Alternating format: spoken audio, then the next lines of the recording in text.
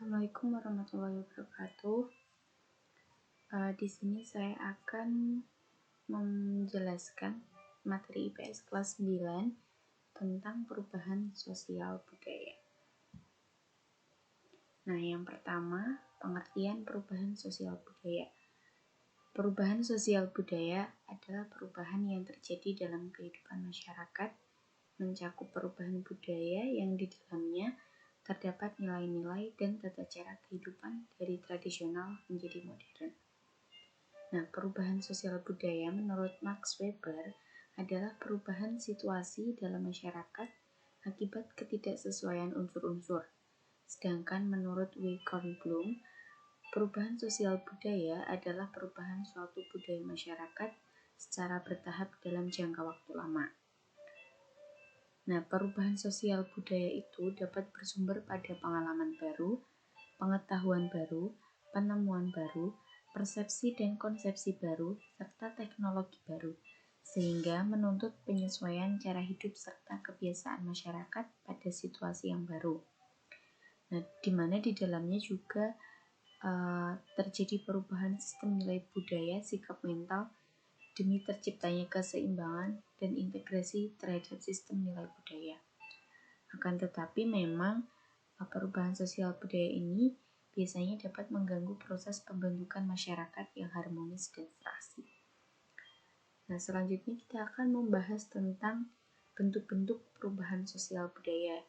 Jadi di sini ada dibagi menjadi 4 bentuk-bentuk perubahan sosial budaya perubahan berdasarkan pengaruh, berdasarkan perencanaan, jika dilihat dari waktu, dan berdasarkan proses.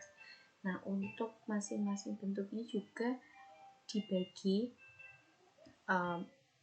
berdasarkan pengaruh dibagi menjadi 2, perubahan sosial budaya yang kecil pengaruhnya, kemudian besar pengaruhnya, kemudian berdasarkan perencanaan juga dibagi menjadi 2, yaitu perubahan yang direncanakan dan perubahan sosial budaya yang tidak direncanakan.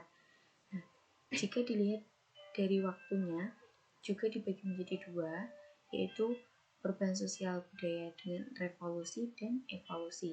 Sedangkan berdasarkan proses itu dibagi menjadi 3, akulturasi, asimilasi, dan difusi. Nah, di sini kita akan membahas satu persatu dari bentuk-bentuk perubahan sosial budaya.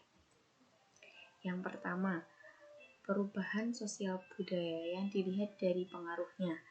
Nah, itu kan dibagi menjadi 2. Yang pertama, perubahan yang pengaruhnya kecil, di mana ini perubahan yang tidak membawa perubahan pada unsur struktur sosial masyarakat. Jadi artinya perubahan tersebut hanya dianut oleh sebagian kecil orang yang menyukainya saja, sehingga perubahan ini tidak membawa pengaruh besar berarti bagi sebagian besar masyarakat. Nah, contohnya ini seperti tren baju. Nah, ini kan yang mengikuti tren apabila yang istilahnya yang memang menyukai.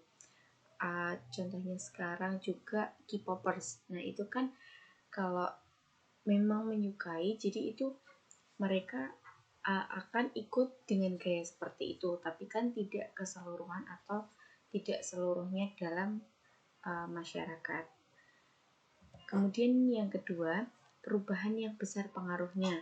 Nah, ini perubahan yang berpengaruh pada perubahan sendi-sendi kehidupan manusia. Jadi tadi yang kecil pengaruhnya itu hanya sebagian masyarakat, artinya yang memang dia menyukai atau yang larut dalam ke situ. Sedangkan untuk yang besar pengaruhnya itu hampir semua ikut berpengaruh dalam kehidupan manusia, itu terpengaruh semua. Misalnya di era agraris, nah itu mengikuti era industri, dan sekarang era informasi. Nah, ini hampir seluruh elemen masyarakat itu mengikuti, hampir di seluruh dunia itu juga mengikuti dan ikut berubah, ikut terpengaruh. Selanjutnya, perubahan sosial budaya berdasarkan dilihat dari perencanaannya. Itu dibagi menjadi 2. Yang pertama, perubahan yang direncanakan atau planned change, di mana ini perubahan yang direncanakan selalu berada di bawah pengendalian serta pengawasan agent of change. Nah, ini misalnya perubahan dalam pembangunan jalan. Nah, ini memang istilahnya sudah direncanakan dan biasanya itu memang dikendalikan atau memang ada yang mengawasi. Jadi di sini ada agent of change yang dimana ini dapat ini memimpin masyarakat dalam mengubah sistem sosial. Jadi memang ada yang mempengaruhi, ada yang mengawasi seperti itu. Kemudian yang kedua, perubahan yang tidak direncanakan atau unplanned change, di mana perubahan sosial budaya ini terjadi di luar jangkauan pengawasan masyarakat. Misalnya gunung meletus, gempa bumi, banjir, dan sebagainya yang mana ini akan membawa perubahan bagi masyarakat yang mengalaminya. Jadi kan memang seperti gunung meletus, gempa bumi, banjir itu kan tidak direncanakan. Karena memang itu terjadi karena kondisi alam seperti itu, jadi di luar rencana. Nah, itu hal tersebut akan mempengaruhi dari masyarakat yang mengalaminya. Kemudian selanjutnya, perubahan yang dilihat dari waktu. Nah, ini dibagi menjadi dua, perubahan evolusi atau lambat dan perubahan atau revolusi. Nah, evolusi ini memang perubahan yang terjadi sangat lambat, di mana ini memerlukan waktu yang lama karena suatu rentetan perubahan kecil yang saling mengikuti dengan lambat. Nah, misalnya di sini gambarnya evolusi manusia. Nah, itu kan memang perubahannya begitu lambat ya, mulai dari berburu, meramu, kemudian sampai sekarang manusia seperti saat ini. Nah, sedangkan untuk revolusi ini perubahannya itu bersifat cepat, di mana revolusi ini bersifat radikal dengan menghancurkan seluruh tatanan lama yang digantikan dengan tatanan baru. Jadi sesuatu yang dulu digantikan dengan sesuatu yang baru, itu disebut revolusi. Yang dulu misal agraris, kemudian industri, bahkan sekarang teknologi. Nah, itu istilahnya benar-benar perubahannya begitu cepat seperti itu. Kemudian yang selanjutnya, perubahan berdasarkan proses. Itu dibagi menjadi 3, akulturasi, asimilasi, dan difusi. Nah, yang pertama kita akan bahas tentang akulturasi.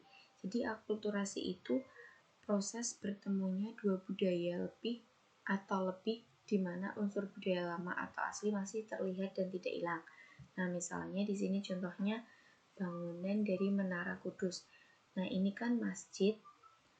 Masjid itu kan tempat untuk beribadah. Nah, akan tetapi dari arsitektur atau dari bangunannya itu ada unsur-unsur campuran dari budaya Hindu-Buddha. Jadi di sini bangunannya itu karena tercampur dengan budaya Hindu-Buddha. Nah, terlihat dari bangunannya, akan tetapi tidak menghilangkan fungsinya dan juga tetap menonjolkan unsur-unsur Islam. Jadi budaya atau unsur lamanya itu masih terlihat, akan tetapi sudah tercampur dengan budaya lain seperti itu. Kemudian selanjutnya asimilasi. Nah, asimilasi ini proses bertemunya dua budaya atau lebih yang bercampur dalam budaya baru, sementara budaya aslinya tidak tampak. Nah, misalnya ini budaya barat, atau ini misalnya K-popers. Nah, ini tuh dari pakaian yang memang asli Indonesia itu sudah lumayan menghilang atau mengikis karena itu tergantikan dengan budaya-budaya lain. Contohnya ini dari Korea. Nah, contoh lain, masyarakat Indonesia sekarang itu cara berpakaiannya itu hampir mirip dengan orang barat. Jadi hampir budaya asli Indonesianya itu hilang. Nah, itu disebut asimilasi. Selanjutnya difusi. Nah, difusi ini proses penyebaran suatu unsur budaya dari seseorang kepada orang lain. Pertama, unsur kebudayaan akan diambil alih masyarakat yang paling dekat, kemudian kebudayaan baru tersebut diambil masyarakat yang jauh. Nah, contohnya di sini misalkan ada turis asing berwisata ke Indonesia. Akan tetapi turis itu tertarik melihat budaya Indonesia. Nah, itu mempelajari, itu bisa saja mereka tertarik dan bisa diambil kebudayaannya. Nah, jadi di sini memang pelestarian budaya itu memang sangat harus tetap dijaga, tetap dilestarikan agar budaya yang dimiliki itu tidak luntur. Jadi memang difusi prosesnya yang awalnya dipelajari orang-orang terdekat kemudian bisa diambil alih atau bisa diambil masyarakat yang jauh, seperti itu. Sekian, terima kasih. Mohon maaf apabila masih banyak kekurangan. Assalamualaikum warahmatullahi wabarakatuh.